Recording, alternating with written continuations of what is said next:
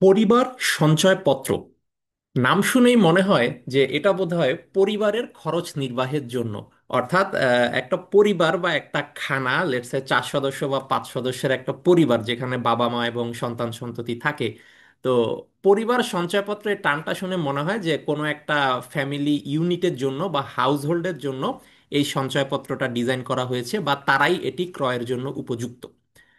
তো নামটা শুনে আসলে সেরকম মনে হলেও বাস্তবে কিন্তু পরিবার সঞ্চয়পত্রে বিনিয়োগের যোগ্যতা কিন্তু কোনো পরিবার থাকা নয়, বা আপনাকে বিবাহিত হতে হবে, আপনার একটা পরিবার থাকতে হবে, বা আপনার স্ত্রী বা সন্তান থাকতে হবে, আপনি পরিবারের হেড হলে তখন আপনি এই সঞ্চয়পত্রে বিনিয়োগ করতে পারবেন।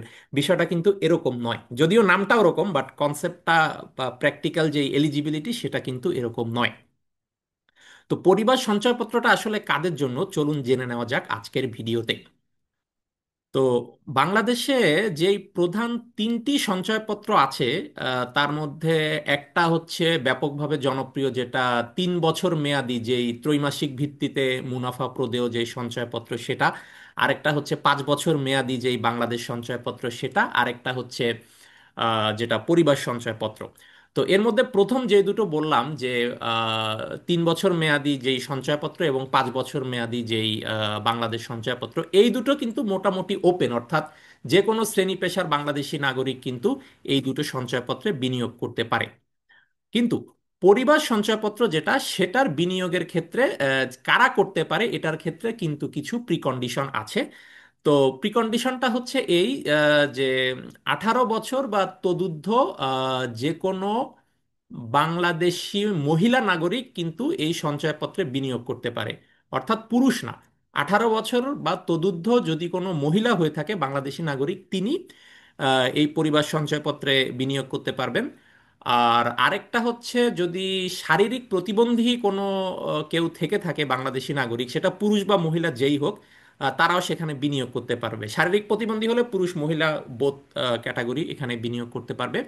আর আরেকটা হচ্ছে 65 বছর বা তদূর্ধ্ব যদি হয়ে থাকে কোনো বাংলাদেশি পুরুষ নাগরিক, সেক্ষেত্রে তিনিও এখানে বিনিয়োগ করতে পারবেন। অর্থাৎ মোটা কথা হলো যে 65 বছর বা তদূর্ধ্ব হলে পুরুষ মহিলা যে কেউ নির্বিশেষে এখানে বিনিয়োগ করতে পারবেন, যে কোনো বাংলাদেশি নাগরিক। আর যদি 18 বছর বা তদুর্ধ্ব হয় কিন্তু 65 বছরের নিচে হয়, তাহলে ওইখানে শুধু যারা মহিলারা আছেন তারা বিনিয়োগ করতে পারবেন, পুরুষরা পারবেন না। আর শারীরিক প্রতিবন্ধী যারা আছেন, সেটা পুরুষ মহিলা যেই হোক, তারা বিনিয়োগ করতে পারবেন, এখানে কোনো বার নেই। তো কাজে পরিবার সঞ্চয়পত্রটা সেই অর্থে কিন্তু বাকি দুটো সঞ্চয়পত্রের মতো অতটা ওপেন না, বা সবার জন্য প্রযোজ্য নয়। এটা শুধু যেটা বললাম যে 18 বছর প্লাস মহিলা বা 65 বছর প্লাস পুরুষ মহিলা এবং যারা ফিজিক্যালি চ্যালেঞ্জড তাদের জন্য এটি প্রযোজ্য। এবং আরেকটা বিষয় আমাদের মাথায় রাখতে হবে যে সঞ্চয়পত্রের ক্ষেত্রে কিন্তু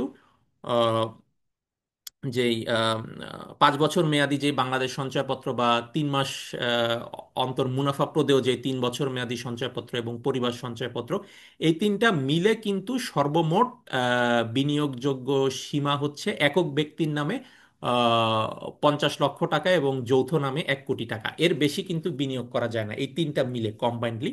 কাজেই এই বিনিয়োগের ঊর্ধ্বসীমা বিষয়টাও কিন্তু আপনাদেরকে মাথায় রেখে সিদ্ধান্ত নিতে হবে যে আপনি কোন সঞ্চয়পত্রে এখানে বিনিয়োগ করবেন। ধন্যবাদ সবাইকে।